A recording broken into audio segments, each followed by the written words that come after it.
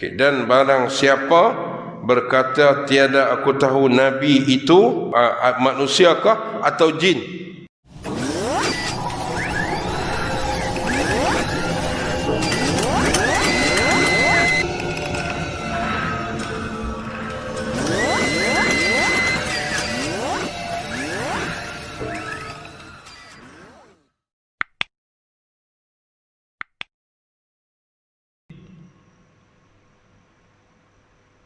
Nabi Muhammad ni manusia ke jin?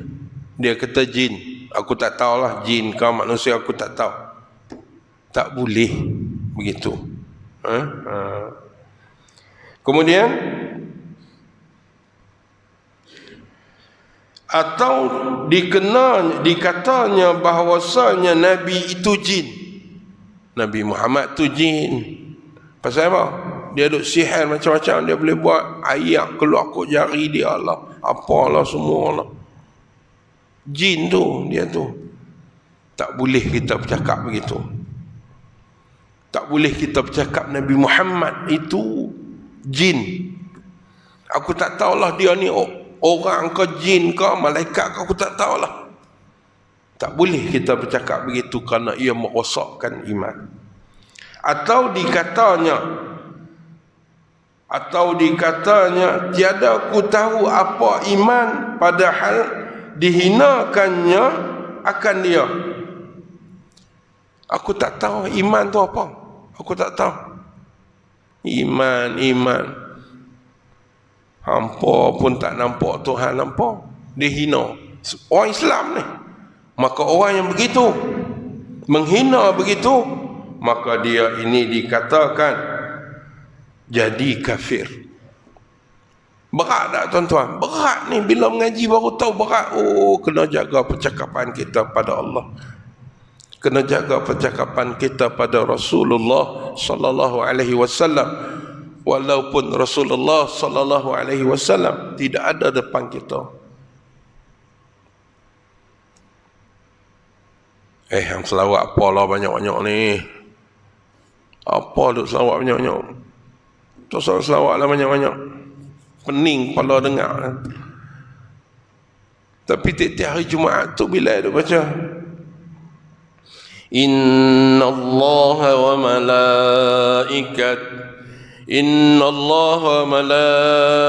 malaikatahu yusalluna 'alan nabi Ya ayyuhalladzina amanu sallu alaihi wa sallimu taslima.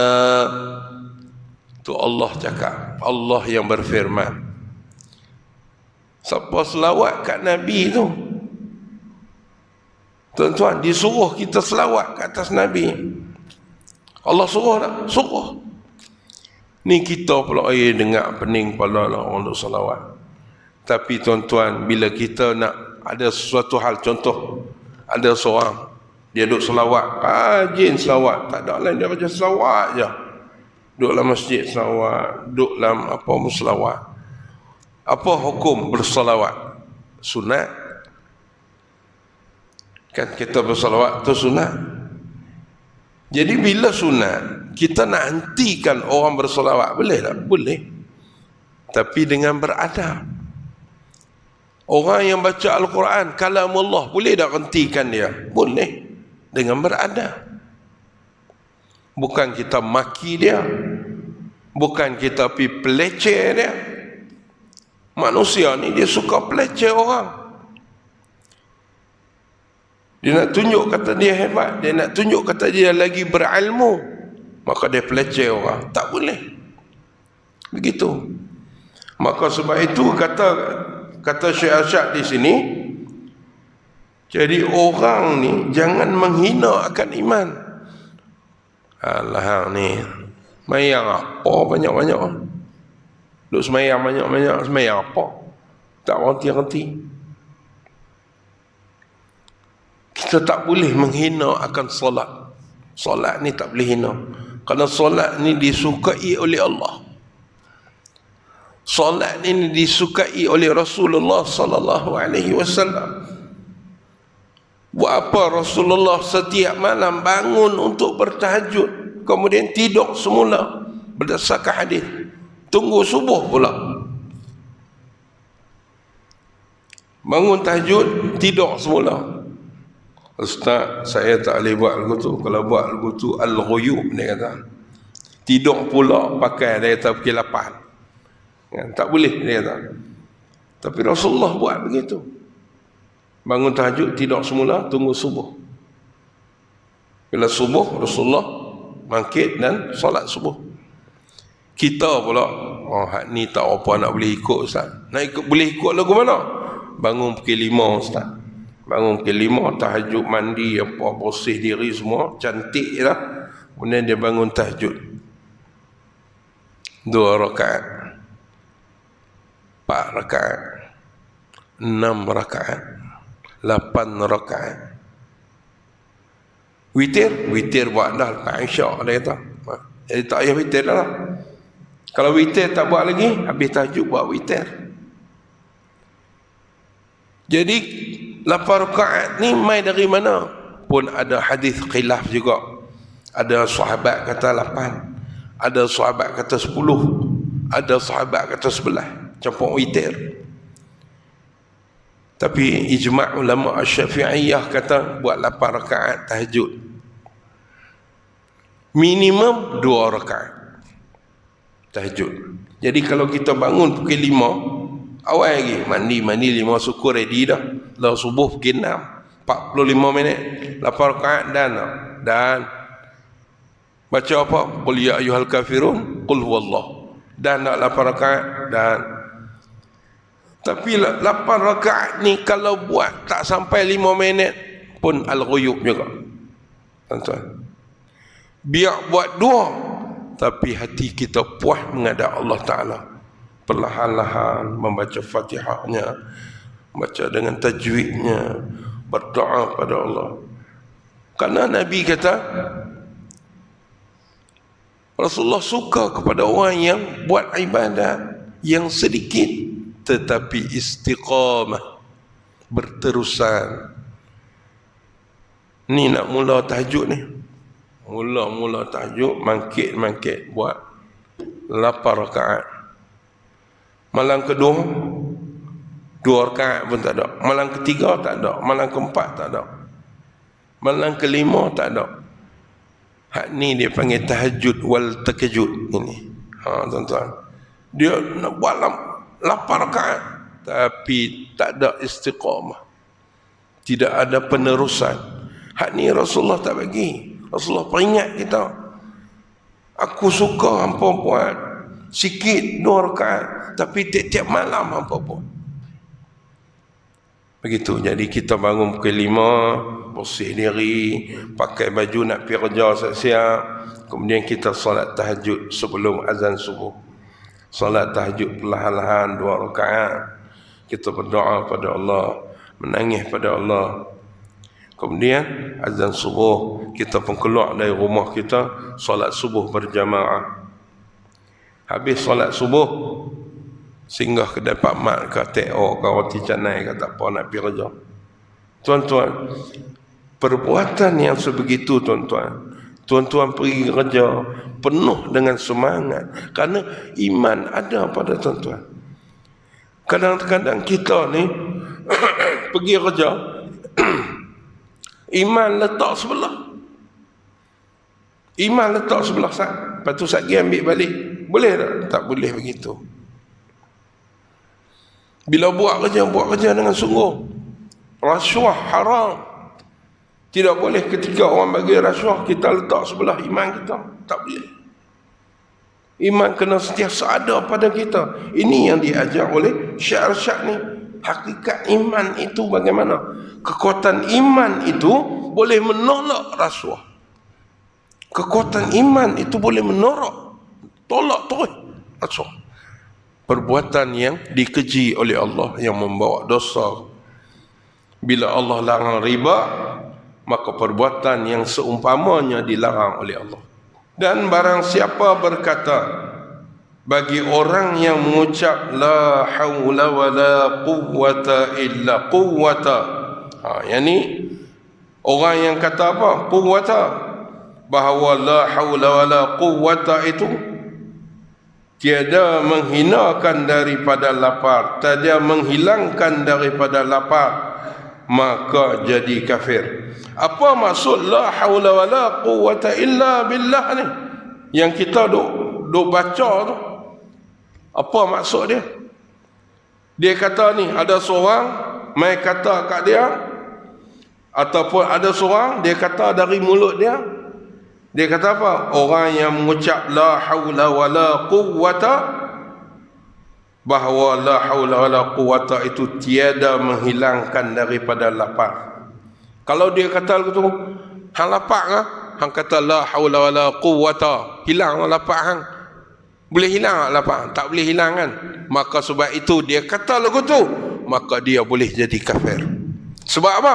Apa maksud la haula wala? La haula, tiada daya, wala quwwata, dan tiada kekuatan, illa billah.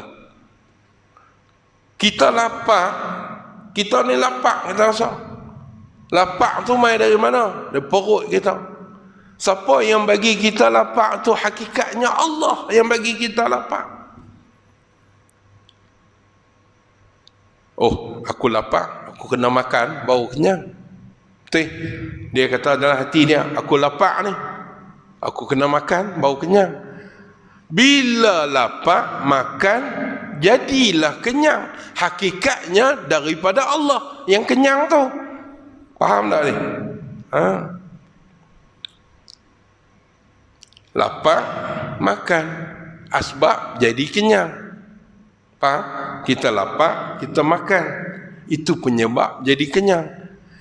Yang mengenyangkan itu ialah Allah. Ada tak makan tak kenyang? Tu daripada menyanyi, makan tak kenyang, tidur tak lena, mandi tak basah. Kan? Boleh kita makan tak kenyang dengan izin Allah. Maka sebab itu tidak ada daya manusia ni, tidak ada kekuatan manusia ni illa billah, kecuali dengan izin Allah Al-Aliyyil Azim. Allah yang maha tinggi, Al-Ali, Al-Azim, yang maha agung. Cuba kita baca Al-Qabih. La hawla wala quwwata illa billahil aliyyil azim. Tidak ada daya dan tiada kekuatan melainkan dengan izin Allah, yaitu Tuhan yang maha tinggi dan Tuhan yang maha agung.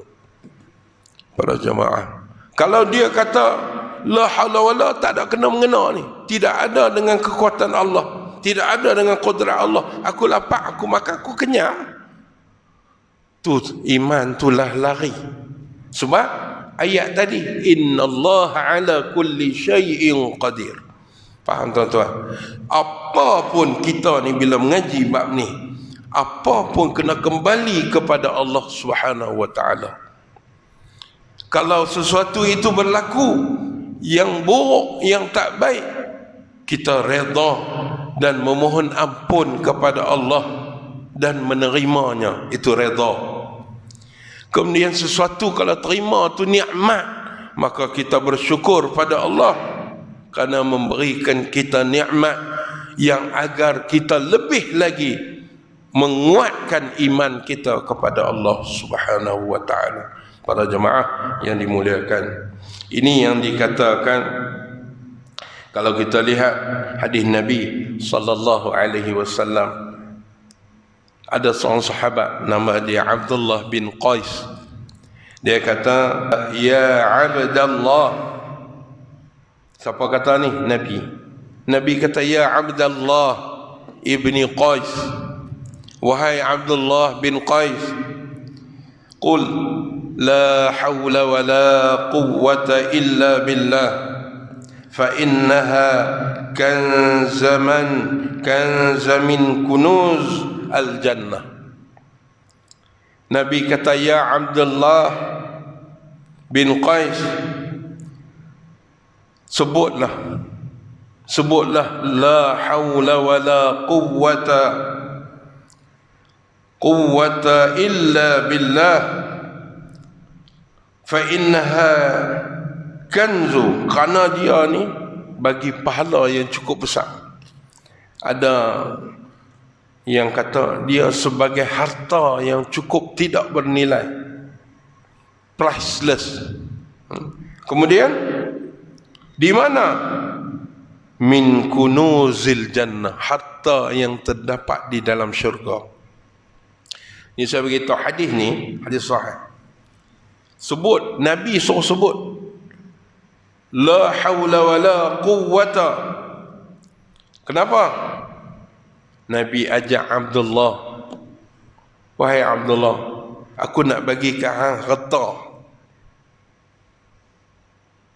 Maka Nabi kata harta tu, seronok Abdullah ni dengar harta. Tapi Nabi kata, aku nak bagi kat hang satu kalimat harta. Kalimat harta tu, kalimat apa? Nabi ajak, wahai Abdullah, berkatalah la haula wala quwwata. Kerana apa? Fa innaha kanzu min kunuzil jannah. Kerana bila hang kata hak tu dia merupakan harta yang tersimpan di dalam syurga. Lah tuan-tuan simpan tak? Simpan. Duit simpan tak? Simpan. Tabung haji, Maybank, CMB, apalah lagi. Simpan. Lah tuan-tuan nak simpan di dalam syurga. Apa dia? Ni Nabi ajak ni. La haula wala quwwata illa billah. Nabi kata, itulah kata. Kita kata apa? Saham lah. Tak nampak. Dia ada di jannah. Kata banyak-banyak di dunia lah ni. Dia kata kamu di jannah nanti. Dan kata ni, menurut mufassirin, penterjemah hadis-hadis, ulama-ulama hadis kata, kata yang dimaksudkan di sini, kata Imam An-Nawawi, priceless. Ibnu Hajar Al-Asqalani, priceless kata dia. Maksud yang kata yang kunuz, kita belajar ke kunuz ni bab harta karun lah kan. Bila mengaji fiqah bab kunuz, harta karun. Ni harta karun ni maksud apa? Simpan lah. Dia duduk bawah tanah ke, duduk di mana ke, tersimpan. Maka hadis ini menunjukkan bahawa kalimat la haula wala quwwata illa billah begitu bernilai. Jangan pandang sepi, tuan-tuan. Kerana la haula wala quwwata illa billah, iblis jin boleh lari berterabur, tuan-tuan. Maka sebab itu kalimat ini Nabi ajak, inilah kata yang akan tersimpan di dalam jannah. Hampa sebut banyak-banyak. Nabi ajak kita. Maka dia kata dalam kitab ni, kata Syekh Arsyad, kalau ada di antara manusia yang kata ala la haula wala quwwata illa billah ni tak ada apa, dengan izin Allah ni tak ada apa, aku lapak bukan pasal izin Allah, dia kok mana pun kena pi kok Allah juga. Dia cakap lagi tu menunjukkan dia, kata Syekh Arsyad, menjadi kafir kerana iman dia telah rosak.